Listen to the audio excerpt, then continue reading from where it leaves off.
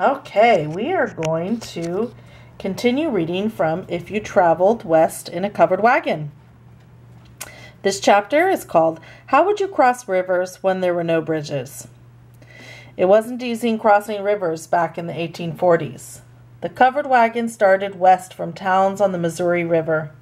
So often the very first thing you had to do on the trip was to cross a river. One place to start was from a town called Independence. Independence was a small town with a few farms, some stores that made and fixed wagons and wheels, and many people sleeping in tents waiting to begin their trip west.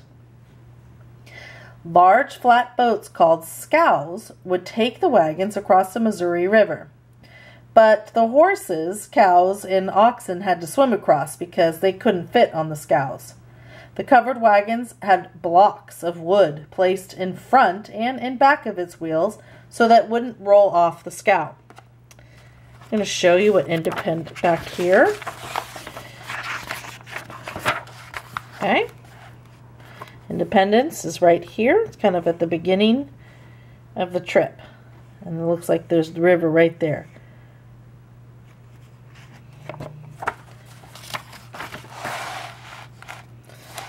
Once the wagons crossed the Missouri River into Kansas and Nebraska, the pioneers were in Indian territory. Sometimes Indians had rafts and would ferry you across rivers. You would have to pay them with money or beads or something else they wanted. Sometimes you crossed rivers on rafts that you would help to build. You would tie together willow branches and put thick long grasses called rushes on the top. Then you would roll the wagon onto the raft and ferry it across the river. Most of the time, you would seal the wagon tight by filling in all the cracks in the wood with tar or candle wax mixed with ashes. Children helped make the wax paste and put it in the open spaces in the wooden planks. Sometimes you would cover the inside with animal skins to make the wagon even more waterproof. Then you would take the wheels off and push the wagon into the water. It would float across the river like a fat, flat boat.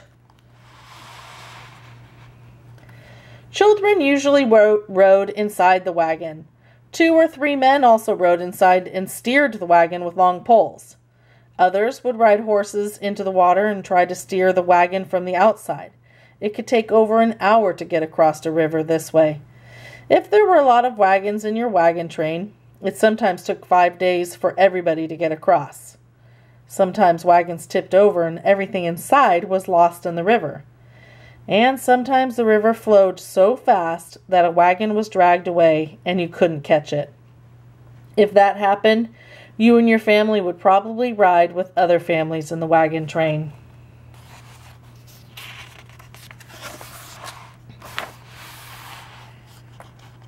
How far would you travel in a day? On many days, you would travel 10 to 15 miles. If it was muddy and raining hard, you might make 1 mile in a whole day. Today, if you are driving in a car on a highway, you usually travel 65 miles in 1 hour.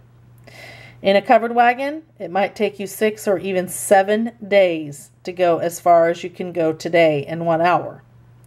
You would usually have to get up very early to start traveling in the wagons. Most people got up around 4 o'clock in the morning when it was still dark. First, they would start the fire so that they could cook breakfast. Then they would round up the cattle and start to load up the wagons with the tents, blankets, pots, and pans.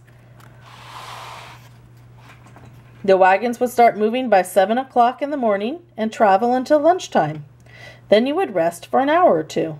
After lunch, you would travel again until about 4 or 5, or sometimes 6 o'clock at night. Finally, you would stop until the next day. After 5 or 6 months, you would have traveled more than 2,000 miles.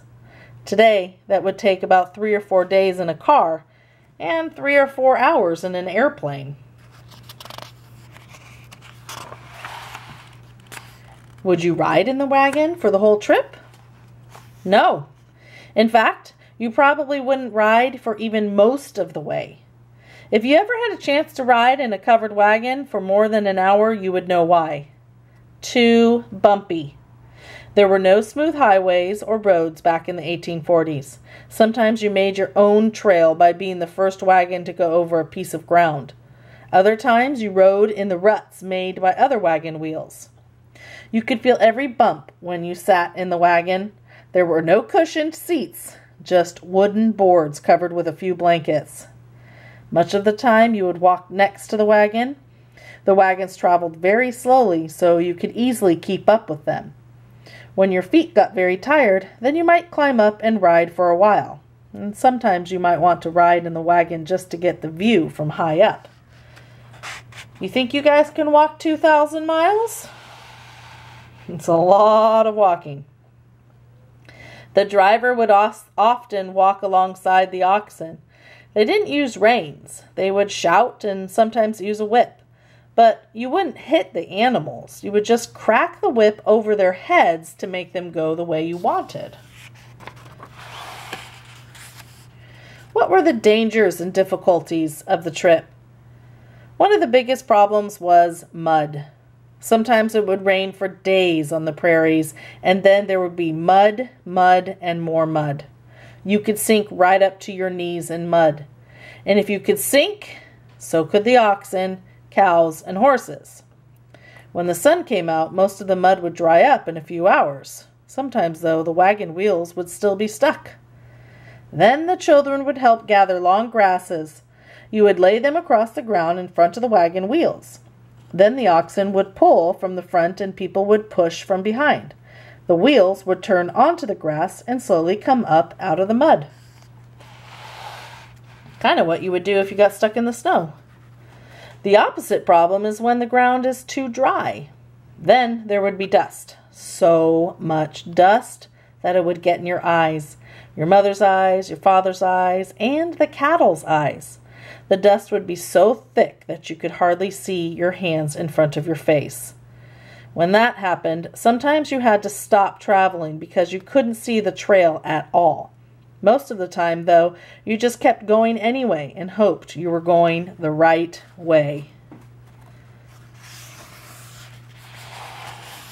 Another problem was sickness. Some people became very ill with high fevers and aches and pains. Both grown-ups and children got diseases called cholera and malaria. Sometimes they died on the trip. You would pass many grave markers by the side of the trail as your wagon went by. Today, there is medicine to keep you from getting these diseases and to cure you if you do get them. People didn't know much about diseases and medicines in the 1840s as they do today. And that's where we'll stop for now.